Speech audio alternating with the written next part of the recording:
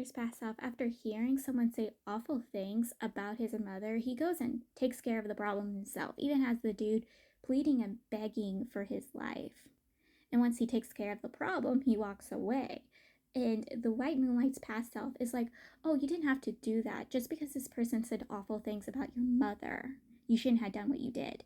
And the main character's past self turns around and looks at him and goes, how would you feel if I said things about your own mother? And I'm like, he's pointing out the hypocrisy. He's pointing out the hypocrisy because honestly, the past self of the White Moonlight is a humongous hypocrite. I've been saying this repeatedly, but he is a humongous hypocrite, and this scene just really proves it. This proof of the White Moonlight's hypocrisy is he's talking to the fake Justice Lady, and he's telling her that we need to get rid of the current version of himself. And she's against this idea because, again, he's part of their clan. He's part of their people. They can't do this against their own people and clan. They will be no better than the people who have repeatedly harmed their clan and people that we always have to stand up for them. And he's against this. He's like, no, we have to get rid of him. He has betrayed us. He is now a traitor. We only need one of me anyways. And it absolutely makes me disgusted, okay? Like, also the fact that he vehemently got rid of the main character's ex-wife. He never did anything to actually help her. He let her suffer. Like, he let her go through the things she did in this series. And yeah, she was not a good person, but he watched her go through things and didn't do anything to actually help her. He also doesn't do anything I've seen to actually help his clan and his people. He's only done horrible, vile things that not seen actually do any good for his people. It didn't do any good for his people in his past life, and it's not going to do any good for his people in this life. Like, what is he planning to do? I've not seen any proof that this would actually be beneficial. I think it would be way worse. A scene that will make me never like the White Moonlight is this typical scene. He is willing to sacrifice his sack, the people who've been good for him, who's taught him and protected him all these years, the same sack who goes out of their way to help the lower realms without no money. They don't need to give money to help the lower realms. They will do any kind of odd jobs to help the lower realms without a single cent to their name. And he's willing to throw these people under the bus. People who do so much good for the world, he's going to sacrifice them. People who, if he had asked for help, would have helped him without having to do all these horrible, vile things to do what he needed to do. They would have helped him, but now he's going to sacrifice them. And he's going to sacrifice them the most horrible way, like he did in his prior life. Whatever scene happens, led by the cousin's bio dad, the other sacks come knocking onto the main character's sack's door, wanting the sack to disband. And they're also throwing a bunch of hateful lies and accusations onto the main character's sack. The cousin at this point has gotten tired of these people's accusations, lies. He is giving them all the check facts. He pointed out all the things they have never done for the lower realms that his clan has stepped in to help repeatedly, while they all just sat in their cushy homes watching the people suffer. He states that they won't do anything unless they get a bunch of money at it, even though the lower realm is suffering and nobody has money to pay them for it. He's like, what about you guys? You're accusing my clan of all sorts of things while you guys don't do anything to help the people, while my clan constantly goes out of their way to help. He also butts heads with his bio father, pointing out to his bio father that he is no better than the man that used to have this dude's position, that he's probably even worse than this dude. And they get into a bit of a physical altercation, and the cousin's arm is broken by his own father. By his own bio father. This man physically harms the cousin to get this kid to back off, even though the kid is pointing out truths and facts. He is hurt for it.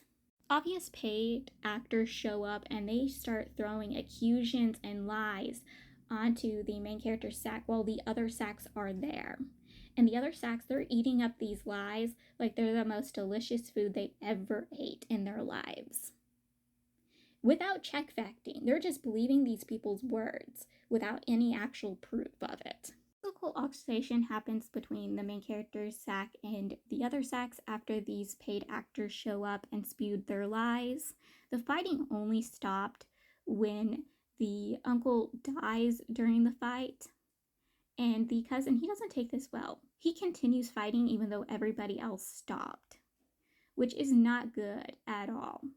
Which leads the other Sacks thinking again that this is true, that this Sack is an evil Sack because the cousin didn't stop fighting once he saw his father die by somebody's hands.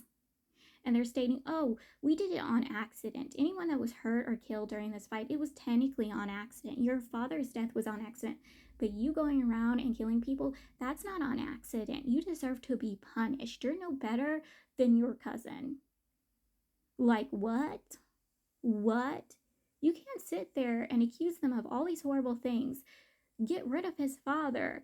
And then when he's upset and wants to get justice, because you guys are spewing that lives need to be paid for the lives that were taken, and when he wants to do the exact same thing, he's a criminal? Make that make sense.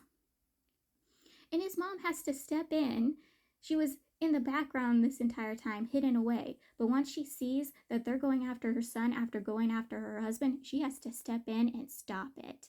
She gives them all an earful and a half. And then she uses her phoenix power thingy that will steal her life because of how low her convention is. But she's willing to sacrifice her life to save her son and the rest of her Sack. To get rid of these people, to get them to back off and leave. Before the bio dad leaves, she tells this man that he is the father of the cousin. She tells him the truth. After 20-something years of not telling him, she finally tells him.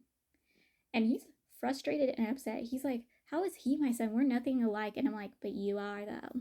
He's just a better version of you because you are a terrible human being. And no one can convince me to like this man. No one convinced me. Learn of their past. She had feelings for him and she was assigned to be his dual convention partner. And he knew of her feelings and told her to get rid of those feelings because it would ruin their convention and specifically her convention. She doesn't listen because, again, when you have feelings for somebody you're sleeping with, it just makes those feelings stronger. She has to deal with harassment and hatred of the others because, again, they all look down on her for being his dual convention partner, even though she was assigned by their Sack leader to do this.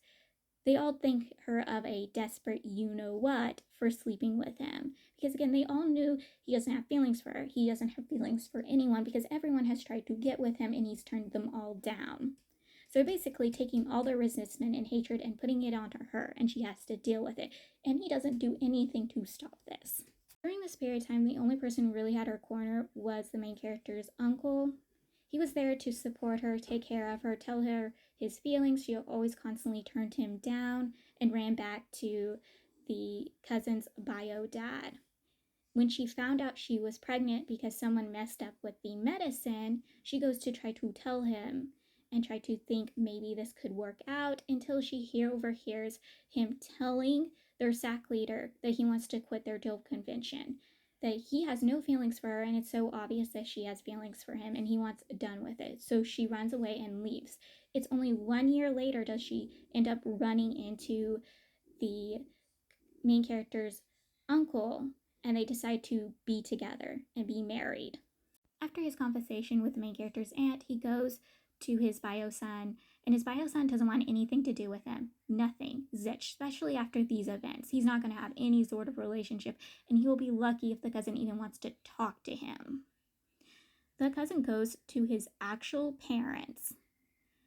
Before the fighting even started, the twins have already decided to side with the main character Sack and support their Sack, and they made it sure known to the other Sacks right before the fighting happens.